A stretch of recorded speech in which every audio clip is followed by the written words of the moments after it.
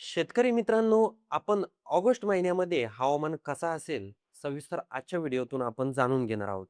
6 August बद्दल बोलायचं झालं तर राज्यात अनेक ठिकाणी ढगाळ वातावरण राहण्याची शक्यता आहे.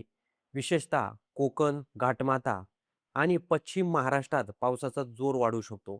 मुंबई, ठाणे, पालघर, रायगड, रत्नागिरी आणि सिंधुदुर्ग या भागांमध्ये काही ठिकाणी मुसळधार पावसाची सरी पडण्याची शक्यता आहे. पुणे, सातारा, कोल्हापूर आणि नाशिक जिल्ह्यातही काही भागांमध्ये जोरदार पावसाचा अंदाज व्यक्त केला जात आहे. आता 7 ऑगस्टकडे वळूया.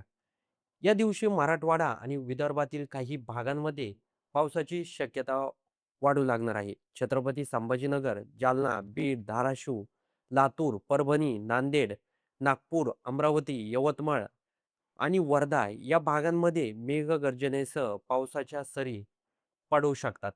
काही ठिकाणी विजांचा कडकडा आणि वारा देखील अनुभवायला मिळू शकतो. 8 ऑगस्टला कोकण आणि घाटमाथा परिसरात पुन्हा एकदा पावसाचा जोर वाढण्याची शक्यता आहे.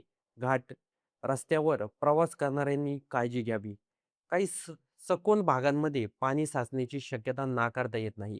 9 ऑगस्ट रोजी राज्यातील बहुतांश भागात हलका ते मध्यम पाऊस पडण्याची शक्यता, मात्र काही भागांमध्ये अचानक मुसळधार सरी देखील पडू शकतात. त्यामुळे हवामानात सतत बदल होत असते राहतील. 10 ऑगस्टला विदर्भ आणि मराठवाड्यातील काही ठिकाणी पावसाचा जोर वाढण्याची शक्यता आहे.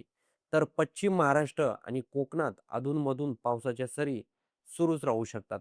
11 ऑगस्ट रोजी पुन्हा एकदा कोकण आणि घाटमाथा परिसरात पावसाची तीव्रता वाढू शकते. काही भागांमध्ये मुसळधार पावसाच्या सरी पडण्याची शक्यता आहे. त्यामुळे नदी नाल्यांच्या परिसरात राहणाऱ्या नागरिकांनी सतर्क राहावे. 12 ऑगस्टपर्यंत राज्यातील अनेक भागांमध्ये ढगाळ वातावरण कायम राहू शकते. काही ठिकाणी हलका ते मध्यम पाऊस तर काही भागांमध्ये जोरदार पावसाच्या सरी पडण्याची शक्यता आहे.